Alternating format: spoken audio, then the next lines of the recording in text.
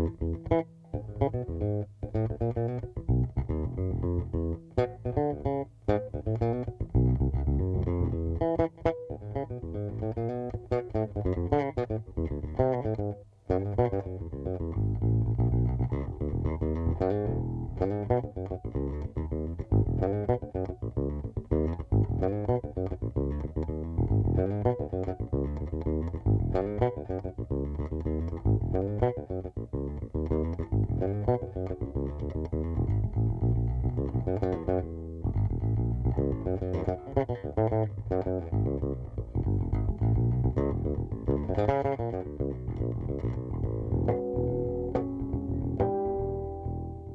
you feel today, Jaco? Okay, Jerry. All right.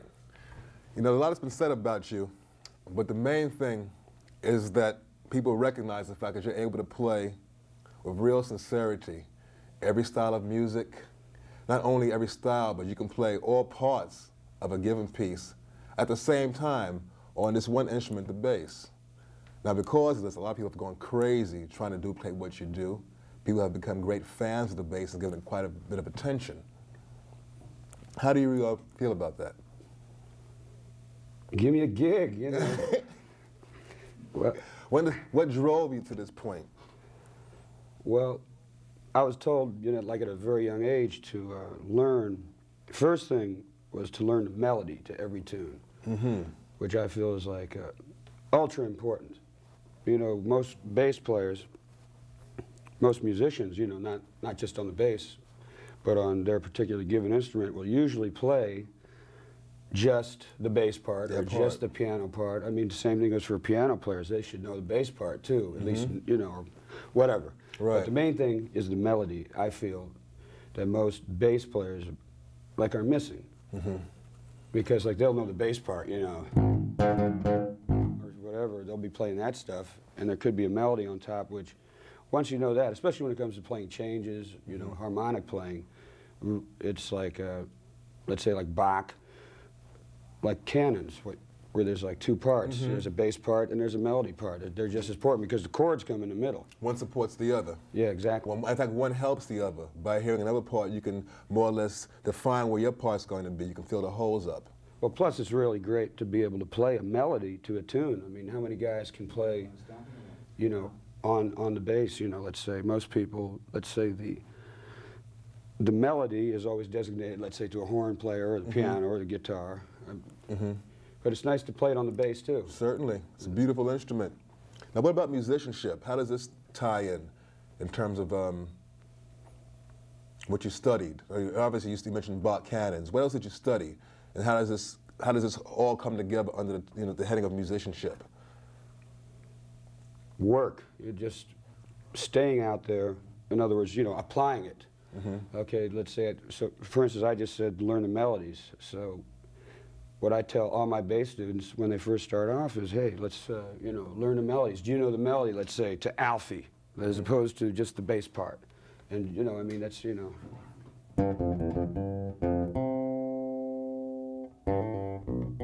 You know, right. You know, etc. Yeah, that gives you the feeling of the song. Yeah, because then it. Plus, it's the most melodic way for a bass player to learn how to play melodic bass lines is by, you know, playing melodically within the bass. Was there anything else you studied other than Bach? I know you spent a lot of time studying Bach. Well, I got into that a little later. What I first started studying was, you know, let me see.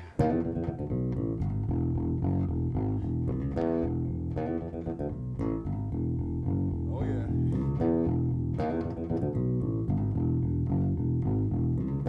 You got into the funk. What was on the radio. Yeah. That's what I first started playing. Like, for instance, that was Funky Broadway, the bass line, you know, Wilson Pickett's Funky Broadway. So Tommy Cogbill. Exactly, it's Tommy Cogbill. So doing that stuff is how I learned, listening mostly to radio, keeping my ears open. You know. Now, were you reading music then? I didn't start reading until I was older because I was always playing. And this is a good point because anybody that's born with a real talent to play, a natural talent to play, which, you know, I feel I have been, and most all good musicians, you know, that they are born with that talent.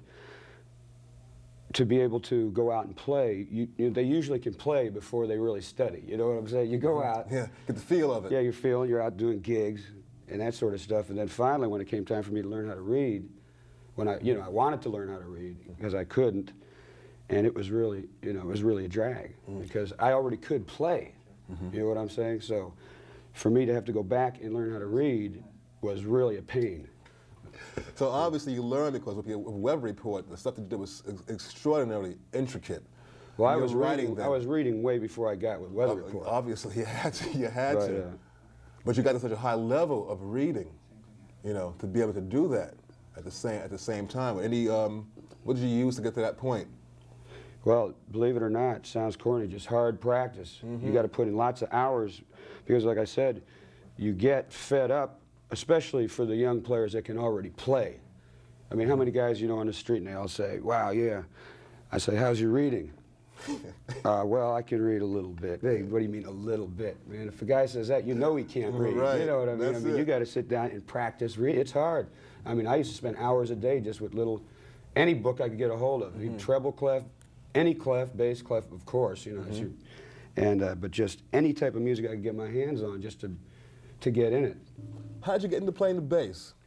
I know you played drums earlier. Can you tell us that story? Well, I was in a band called the Los Olas Brass. It was like a funk rock band, play rock roll, a lot of rhythm and blues. All the hits, Aretha, from everything like from the Tijuana Brass to the big, soul hits of the day. That's basically what we were doing. We had like 6 horns and 3 rhythm. I was playing drums and I had broken my wrist very bad playing football. And the bass player in the band, he wanted to split. So I just went to the bass. I went from drums over to bass, that was it. I was playing the bass within a week. Wow. And the fretless bass? The fretless, I took the frets out of my bass.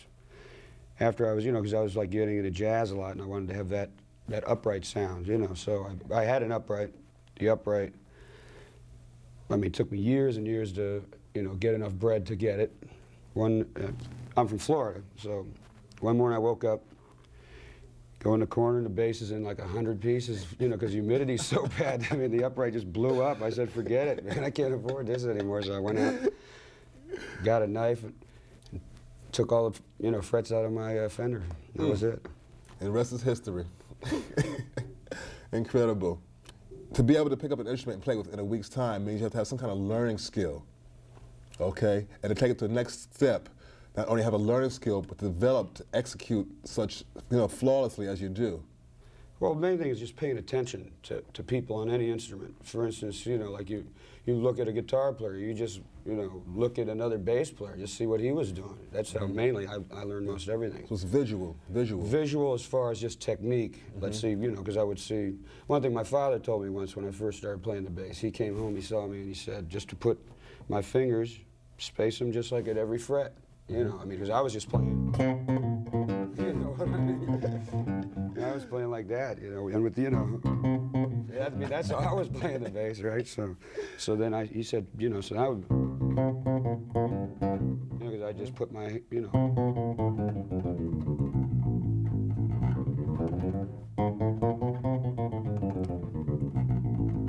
Okay, so that's like spacing your fingers just by the fret. Is as big of a thing that you could do, and alternate your fingers accordingly. I mean, it's just very basic. Well, it certainly has worked. Now, as far as like getting into little details of this aspect, this left-hand spacing, okay. But what about the what other aspects of the left hand? Because your intonation is, you have, to play fretless bass. First of all, intonation has to be right on it. Well, one thing, for instance, right now I'm using a fretted bass. How I got my intonation on the fretless is by, first of all, I never practiced a fretless ever because the strings would always eat the neck up.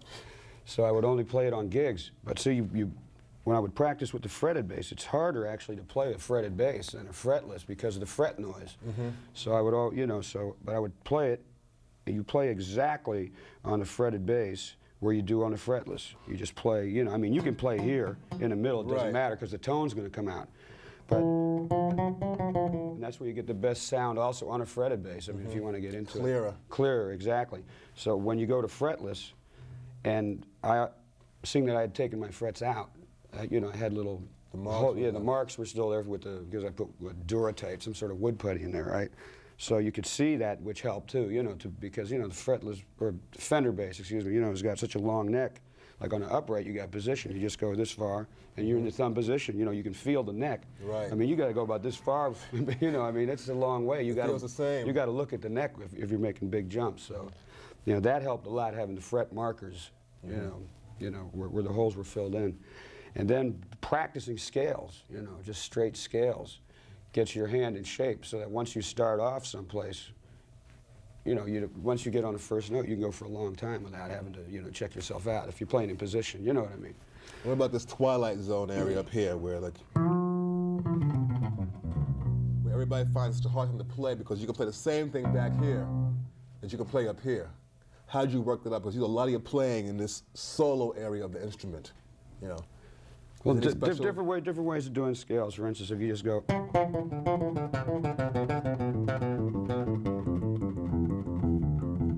See that? I came all the way from that low C. We're in the key of C. There's a low C, there's a high G. Okay, now this is all without moving my hand once.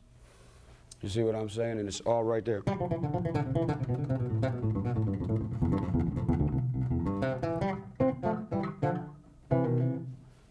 You know what I'm saying? All in one position. Okay, then there's other ways. See, because most bass players, for instance, this is something that I've been doing the last few years. So you know, taking like, going up to the third, then you got, you know, fourth to the sixth, you know, then major seventh, then you'd be the ninth. By that time, you'd be up to the 12th already. You know what I mean? It's like, that's very convenient as opposed to, you know, the way you usually would learn.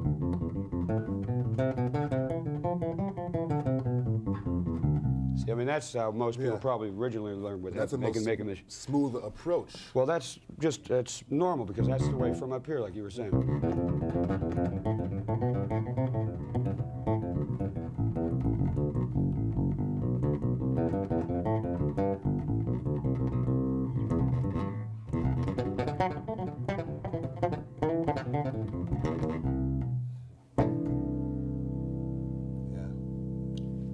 So you're playing on less strings. Yeah, that makes a big difference. And to have skipping, you know, skipping from string to string, like good exercises are like sixes. Most people don't practice sixes, like. You see what I'm saying? Where you're alternating a string before you're even going anywhere else. You're already jumping. How about your endurance? You have incredible endurance. That's just from years and years of gigging. That's all. I mean, I used to play 8 sets a night every night when I was a kid, you know, for a year at a time without a night off, that sort of stuff. That's just playing a lot. You were playing in R&B bands then a lot then? Yeah, just playing like rhythm and blues all night.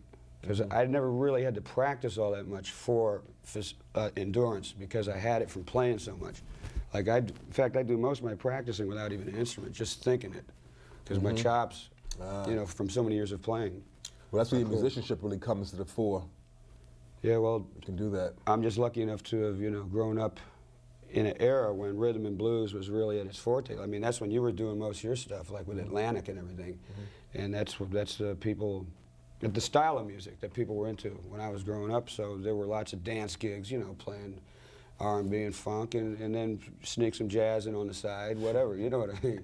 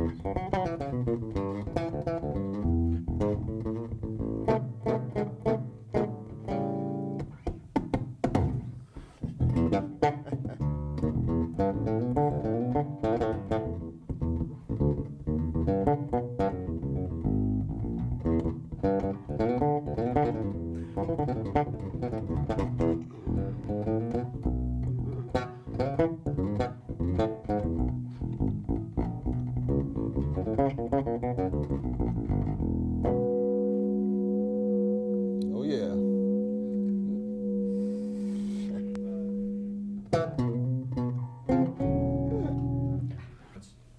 What about the use of arpeggios in terms of developing fingerboard memorization? Well, that's the greatest. You know, plus it's just about the hardest thing to play, in my opinion, on the bass. Like piano, for instance, it's easy. Mm-hmm. But on a bass, guitar, that skipping, that, you know, just, that's tough. One way that I teach cats is just 2-octave up the board, like this. Okay? Yes. I mean, this way your hand is moving every note. Mm-hmm. Okay, As every opposed note to is playing it in position. Yeah, as opposed to just going, let's say. In that Yeah, position. as opposed to go. Yeah, you know, because you go. As opposed to doing like an easy skip, like. As opposed to doing that, or I go. You get up much faster. You can get there real fast. It's smoother, but it's tough, and it teaches you where the notes are on the fingerboard. You got to be thinking every note where.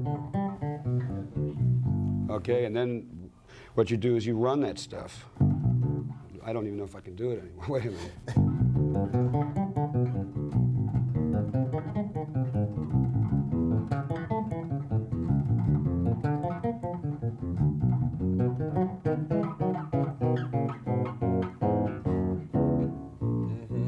Now, double stops is another thing I find is really helps you learn the fingerboard also. Well, because you have to think 2 notes at a time all the time. Multi-stops. Yeah.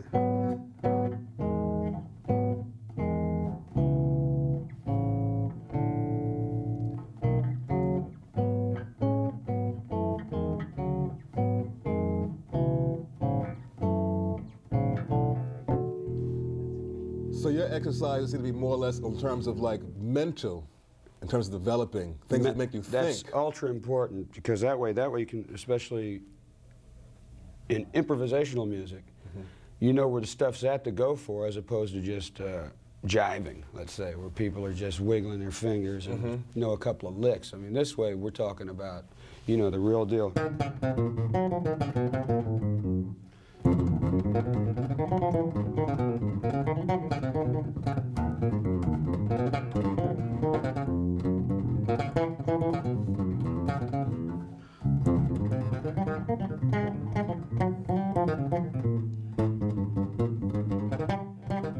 Yeah. Yeah.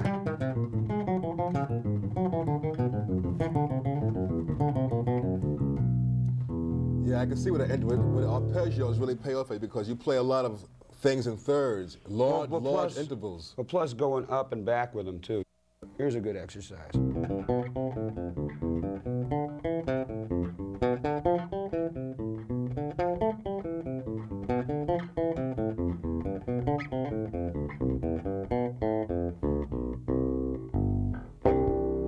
Right. You know, so what I'm saying is, now all I did was go up in a major, you know, let's say a 7th, well, what would you just call it, a chord? It's a Spelling out the major chord. a major 7th arpeggio, so it'd just be, let's say, because I'm doing everything in C now. So it would be C major, D minor 7, E minor 7, Come down to F. F, you know, and then you go up on a G7, right? Then you come down on the A minor, up on what actually would be like, what do you call it, the dominant 7th chord, G7 without the G G7. in it. See, you're using a diatonic use of the scale, playing the chords, but you're using it in a very musical way instead of going up, you know.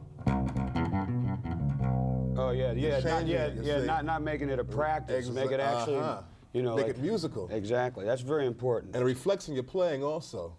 Well, Doesn't I sound- always doesn't sound try like you're to, I practicing when always you're try to be playing. musical, yeah, but, well, you know, sometimes it does. I hope not all the time, you know.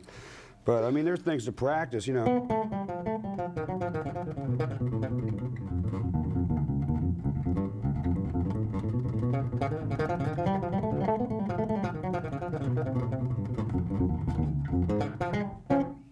That's just using That the was just whole scale. tone. That was just a whole tone scale, alternating fingers with different numbers. You know, just like making maybe patterns of 3 and 4 notes at a time, or 5 notes at a time. You know, like one.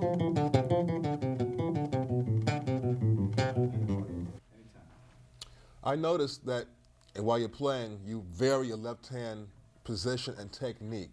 Can you explain a little bit of that?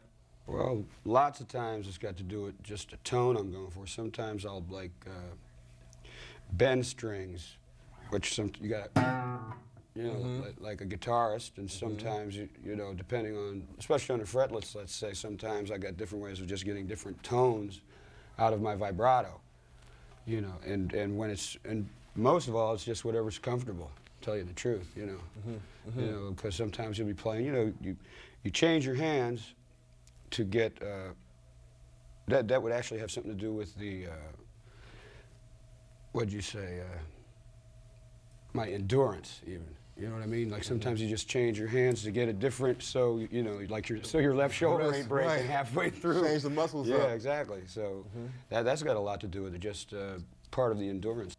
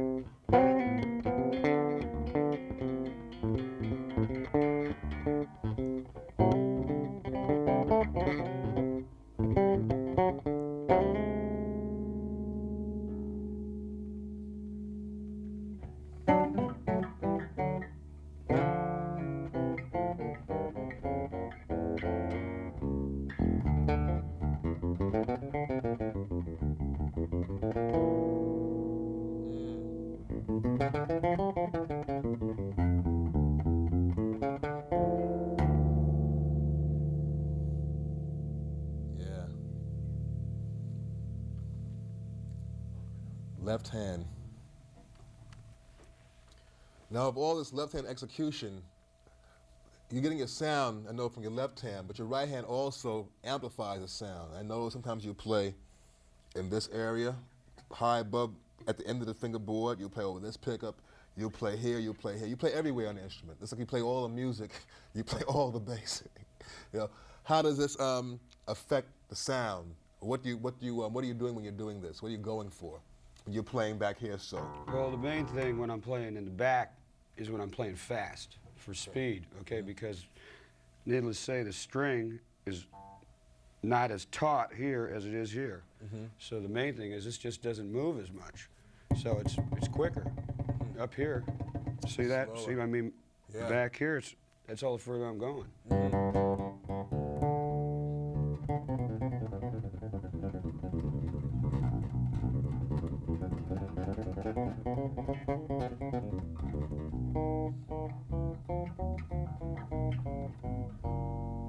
Use your thumb too, you know, for double stops a lot. I use my thumb.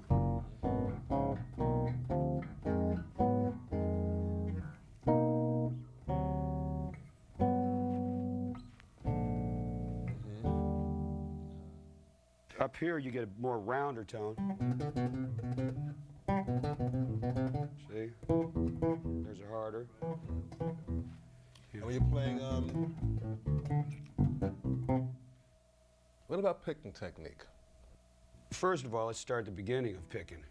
So Okay. this is just, which is the hardest thing. It's just, Alternating just fingers. alternating your fingers. That's the toughest thing with the right hand to begin with. You know, so.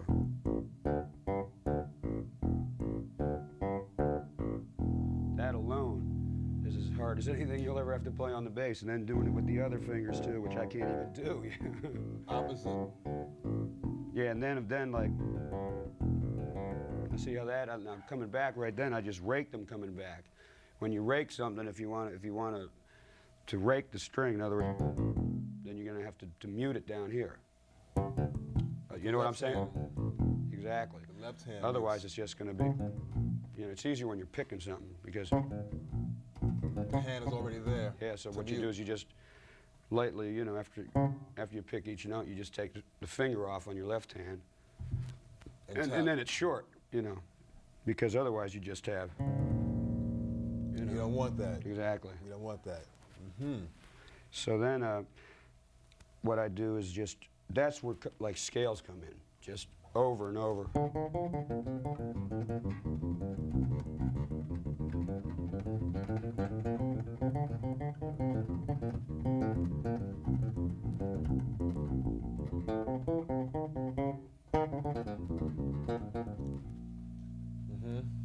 Now you're incredibly clean. Your sound is like, there's no added noise. So it's like you're, with playing the bass. Now that's a combination of both hands. You know, the good picking, but also the good muting with your left hand. Left hand muting. Left hand muting, yeah. Like Donna Lee, I mean, it took me years, it took me 9 years to learn how to play Donna Lee, for instance. But most of that was not just, was mostly making the instrument not make noise, excuse me. In other words, not making noise with, between the left hand and the right hand. I mean, you know. I mean, that's tough. You know, so you got, both hands really got to be working together on that. Together. A lot of it is with the left. I only pick with these two fingers. These other ones are always like muting somehow. Like they'll be sitting here. You see what I'm saying? Like when I'm playing, these will be sitting here, usually like this, something like this, to prevent your right hand from making the noise down here. That helps here. Okay, because basically you could do, you know. With one hand. You know, anybody, but now you heard the noise that I was just getting. Exactly. So, you know. So the right hand helps to mute that. Exactly. It's basically just laying it down is all it is. And these two fingers are usually taking care of the G and the D, and this is usually taking care of the E. Because, you know, you probably do lots of playing on an A. Seeing that that's where most of the best bass tones are at.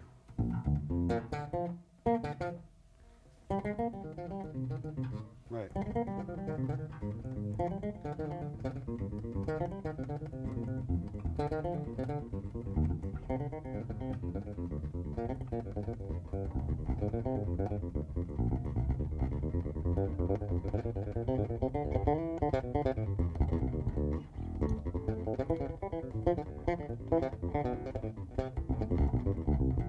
Sorry.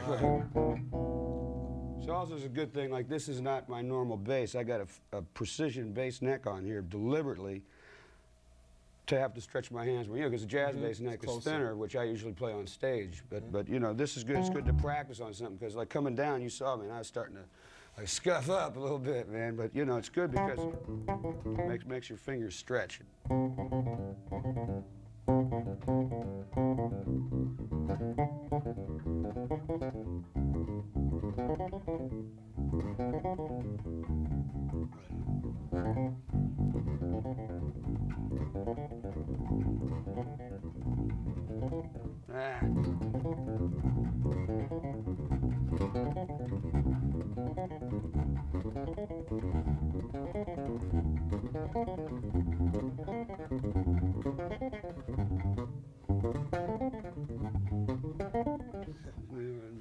Anyway, Playing that pattern. Now you're playing a 6-note pattern there. all I'm doing, I was just playing, I think I started on a G minor, what, 12th, I don't know, what 9th, 10th, yeah.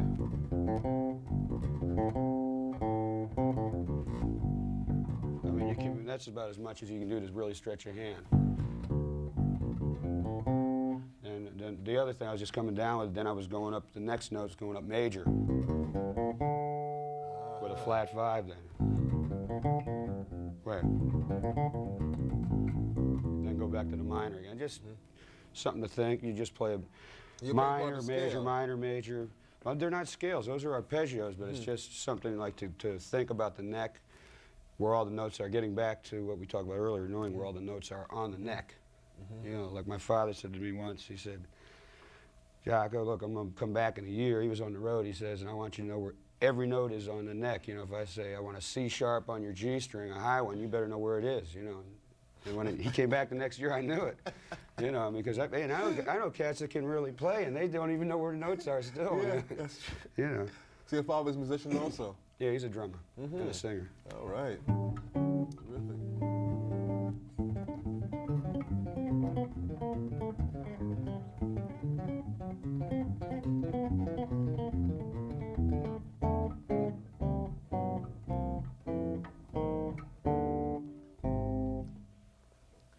So you're basically self-taught then? Formally self-taught. Formally self-taught. Thank you. What about rhythm? I noticed, like I mentioned before, you were playing a 6-note pattern, and I was able to tell between playing a 6-note pattern, a 5-note pattern, a 4-note pattern. Do you feel this is part of your fast development, having a good feeling and knowledge of rhythm? Well, rhythm is the whole deal, you know. Thank you. So, you know, like I always say, women in rhythm section first, you know. So, you know, just play with the drummer. That's the thing, you know. I feel that the bass player, not being prejudiced or nothing, I feel that we have the most important role in a band, because we have the harmony and the rhythm, you know. And sometimes the melody. And the melody too, but mainly the harmony and the rhythm we got, because whatever note we play on the bottom is going to change any chord up, you know. And rhythmically we're pushing, you know, or laying back, whatever. So you say play with the drummer. That's what I really look forward to doing. That's what I have the best time doing. How did you arrive at your distinctive sound? I would say probably just the years of playing, like being on gigs mainly. And lots of things that have to do with the sound, as opposed to not just the sound, is your choice of notes. There are, you know, different choice of notes, let's say, that I use often. And people know, like, I wrote this tune on Barbary Coast, and I start off, wait, it goes, edit, it goes. Okay, so lots of times when I'm playing, I'll be going like, you know, I'll just, I mean, people might know that's me just because of the choice of notes, as opposed to just the sound. You know, there's certain figures that everybody plays. And the rhythm also in that, because that's a rhythmic figure there also. So choice of notes has a lot to do with it too, because the choice of notes makes you pick different, makes you go for other things, you know. What about harmonics? Now, that's something that you pioneered. I mean, instruments have had harmonics on them forever, but you have like almost as if you went into a mine and, you know, gotten gold out of something that wasn't there before. Well, when I was first playing in bands, a friend of mine, I saw him just tuning his guitar with harmonics, which everybody does, and so that's how I learned how to tune my bass. You know, it's real tough to figure out, right? So I was just doing this. Sounded like music to me, so I just kept exploring it. That's all there was to it. You know, I said, wow, that's the chord on Alfred Hitchcock, which it is when the cellos are in fourths, you know. So I said, solid, man, it must mean something.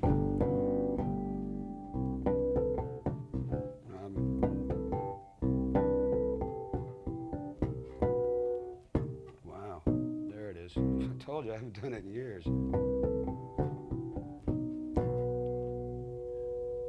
Does it make a difference which instrument you play? I mean, if you would play on this instrument, would it be the same thing? I can play it on any instrument. That's no problem. As a matter of fact, it's funny. Most people say, wow, it's because he plays a fretless, he gets such great harmonics. There's nothing to do with it. As a matter of fact, it's easier with a fretted bass because you could play more false harmonics in tune without thinking. Now,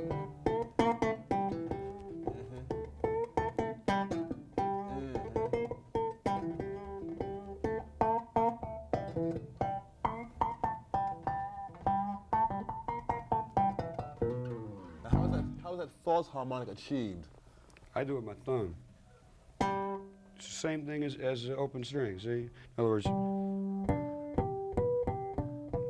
okay, so if you play any note, all you have to do is make as if you're playing an open string. I mean, that's how I thought to start doing that with the false harmonic. So let's say if I'm playing an A, you just separate it in half. There it is, perfect. Wait a minute.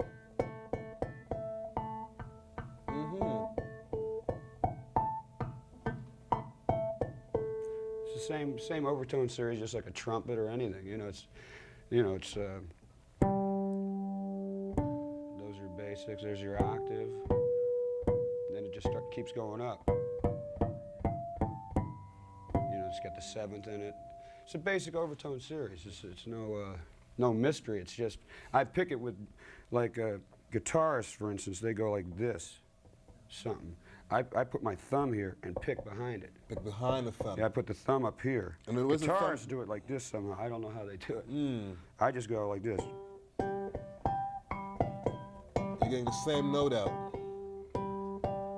So it's the same difference if I went, you know, right? Let me see, I gotta get right in half.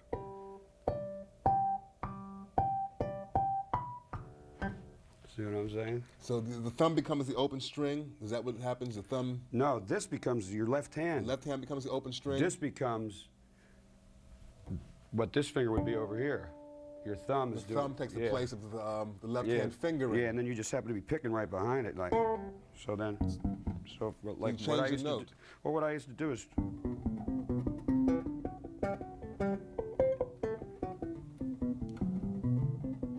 See, so every time you're picking, you got to be moving everything. That gets tough.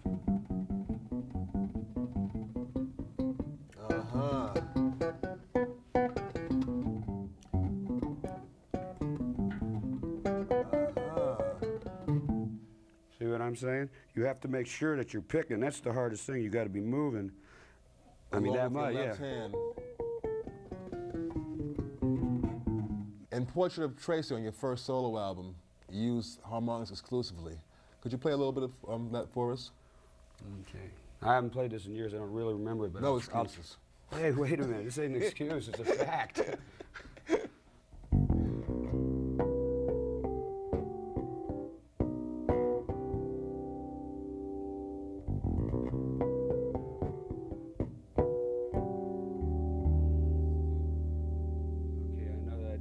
I forget. There's a little segment in the middle, but it's easy. Like, let me see how I go. I know. I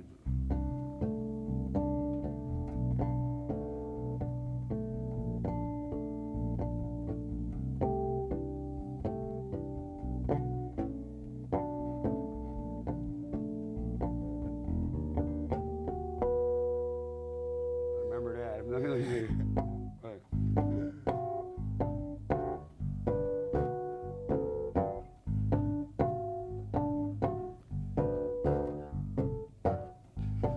Out of shape, man.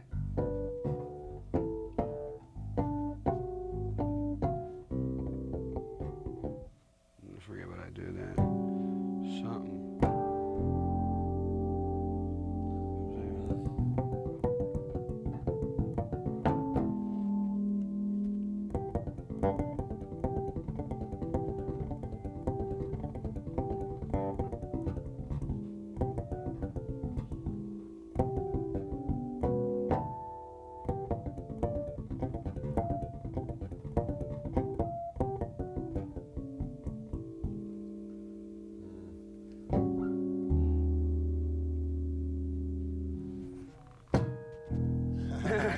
remember the end.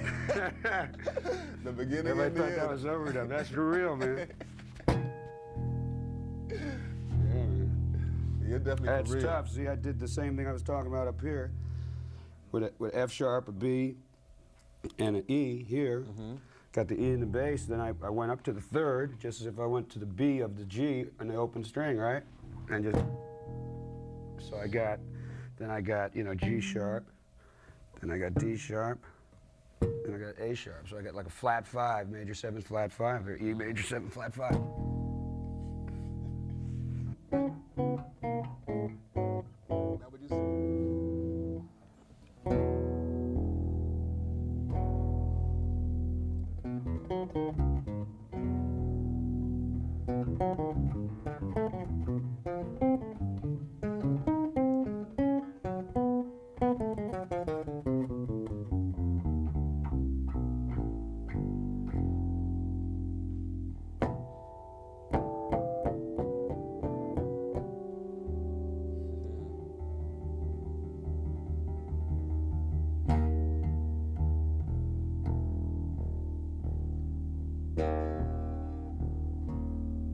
There's special tuning there.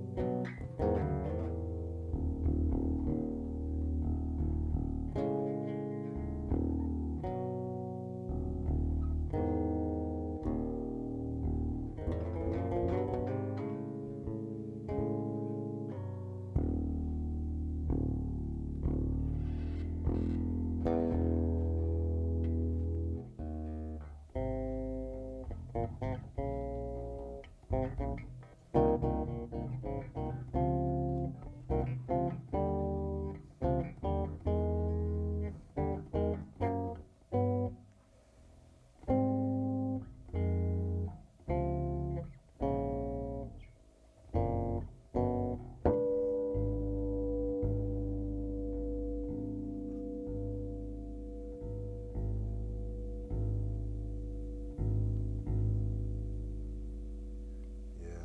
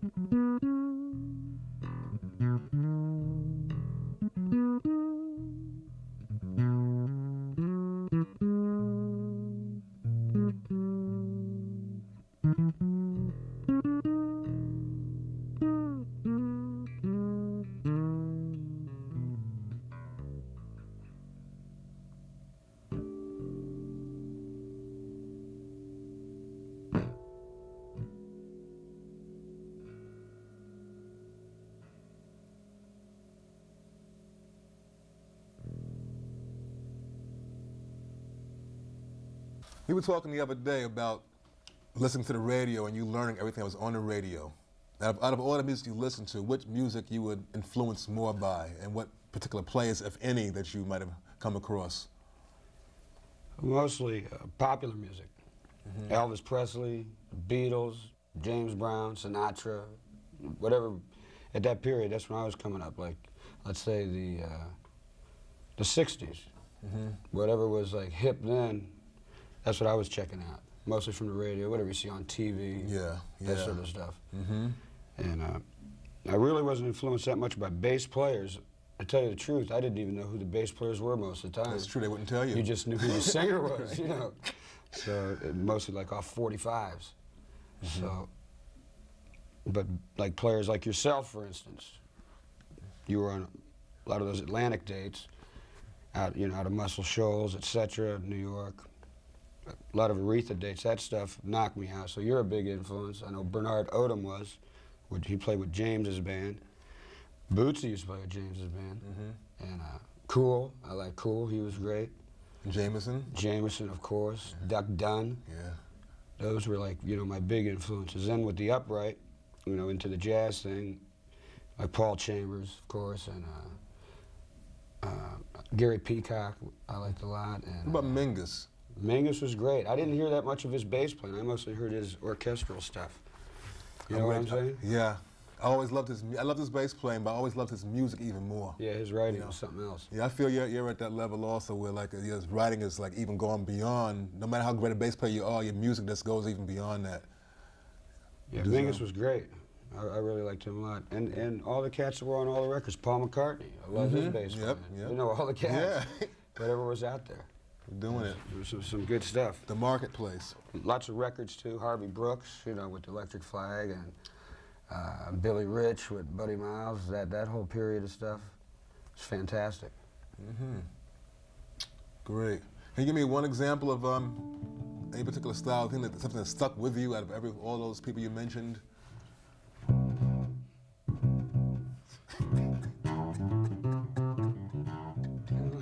Enough said.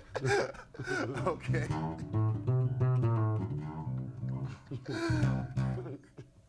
Thanks, Jerry. No, Okay. That was Jerry's bass part with B.B. King. What tune was that on? Could have been one about 4 or 5. That was a Live and Well album. Yeah, on Live and Well. One of those Live and Well, one of those pieces.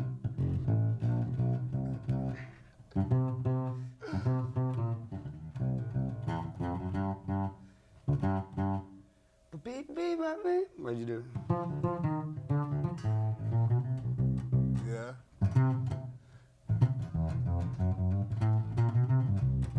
Okay. It was about something like that. Plays it better than I do. Any advice to musicians, young and old, new, beginners? Just keep your minds open, you know, keep a open head about music. I grew up in Florida where there was no real musical prejudice.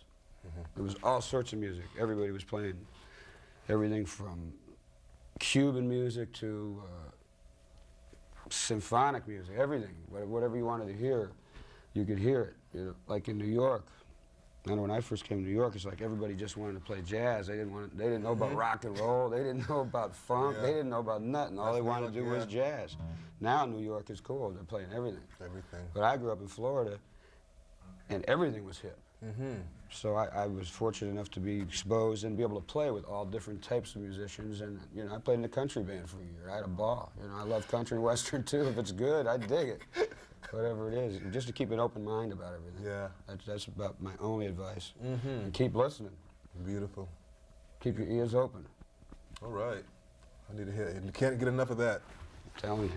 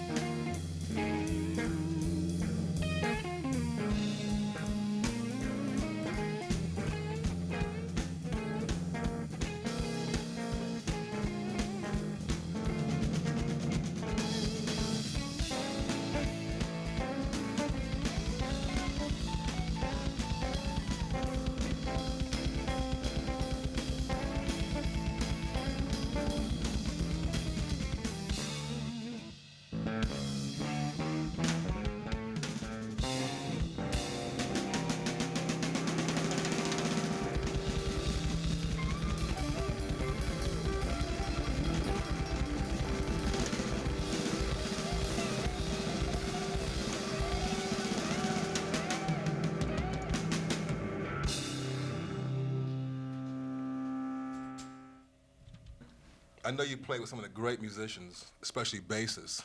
How do you distinguish between Jaco's style and, let's say, the normal bass player? Right, right. Well, when Jaco is normal, his style is different. It's very what you might call unnormal.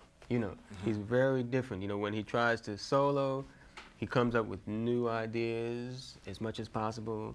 He's been playing for quite some time, but he strives for new ideas all the time. So consequently, playing with him is always a surprise. It's a surprise, That's part of what makes it beautiful to be on stage as a jazz musician, as a musician who improvises, is that there are surprises.